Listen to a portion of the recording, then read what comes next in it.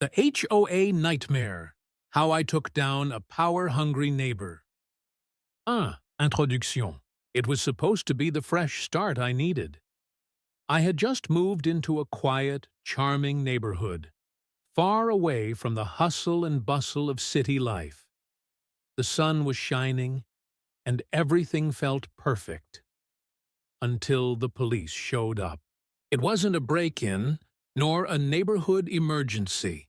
Instead, I found myself staring down a stone-faced officer, the red and blue lights flashing in my driveway. In his hand was a violation report for my car, which was parked legally on my own property. Behind him was the woman responsible for the complaint, a smug, self-assured figure who immediately made her presence known. This was no ordinary neighbor. She was the HOA president, and this wasn't about the law. It was about her need for control. Two down four, rather two. The encounter with Karen. It all started innocently enough.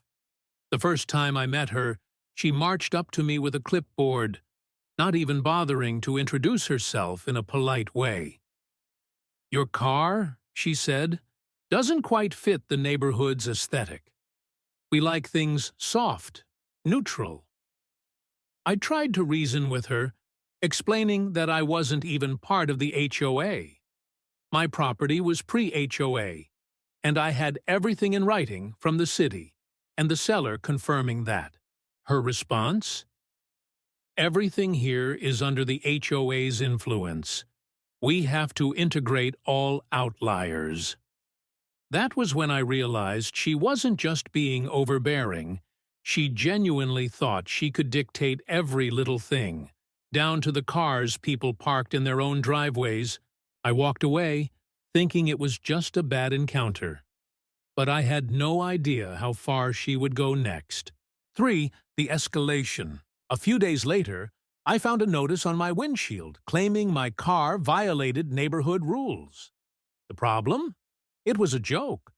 There were ridiculous complaints about my car being too shiny and the muffler intimidating people.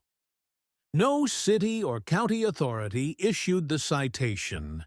It was from her HOA, complete with a cartoon tree logo and a note that threatened towing within 72 hours. Laughable, right? Well, she wasn't done. The following day, I watched in disbelief as a patrol car parked in front of my house, with the officer writing something down. I walked out to confront him, still in my sweats, toothbrush hanging out of my mouth. "Code violation," he said, referring to my obstructed driveway. It was at that moment, after handing him my ID, that I saw his face change. "Wait, you're Chief Harris?" he said. That's when the officer realized who I was. Now, things were different.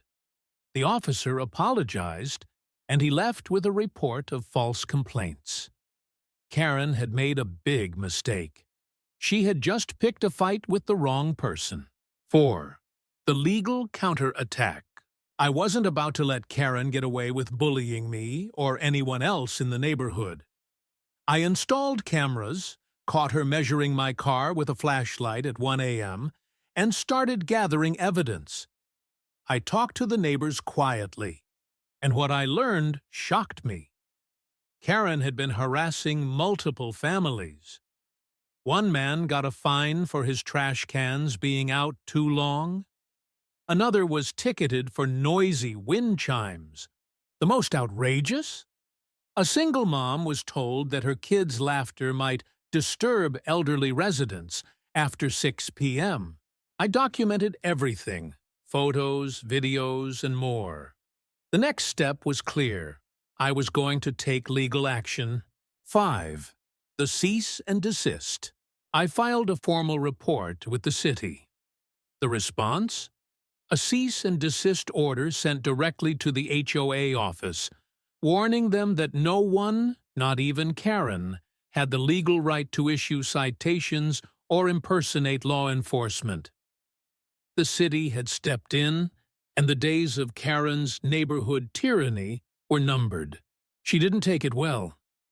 For 36 hours, she was eerily quiet. I thought she'd given up, but she didn't. The chaos was about to escalate even further. 6. Karen's final attempt. Karen doubled down. Flyers returned, this time in all caps, accusing me of turning the street into a drag strip. She even called in a private tow truck company to haul my car away in the dead of night. But this time, I was ready.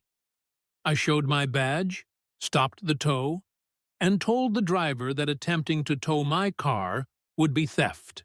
When Karen saw me outside, she pointed at me, shouting, "This is your fault." I didn't even respond. It wasn't about winning the argument. It was about the bigger picture. 7. The fallout. After a few days, Karen's salon, which she had been running illegally out of her garage, got shut down. The city had caught on to her unlicensed business, and soon enough, her own car was towed due to unpaid tickets. But it wasn't just about the legalities. It was the way she tried to manipulate the rules to impose her power over everyone. Now the tables had turned. 8. The neighborhood healing. In the weeks that followed, Karen's grip on the neighborhood loosened. People no longer feared her. Neighbors who had been too scared to speak out now chatted openly. They even asked me for advice on traffic permits or how to ensure their cars met the HOA's rules. Karen tried to rally support, but her flyers were discarded. Even the people who once helped her stopped showing up for her cause. Her power had crumbled, and with it, her influence. 9. The final twist. The final twist?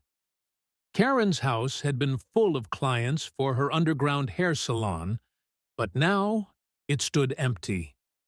The city had conducted a full review of her actions, and, as a result, her salon was shut down. The same system she tried to manipulate had come full circle. 10. Conclusion. A call for reflection. As I washed my car one last time, I thought about how Karen's actions had spiraled out of control. Sometimes people believe they can wield power just by making up rules, by forcing their will onto others. But when the real authority steps in, they always find out the truth. It wasn't about getting revenge. It was about standing up against the fake authority that was suffocating the neighborhood. And in the end, that's what made the difference. What do you think? Is it ever okay to take matters into your own hands when faced with a bully in power? Should Karen have faced more consequences for her actions? Share your thoughts in the comments below.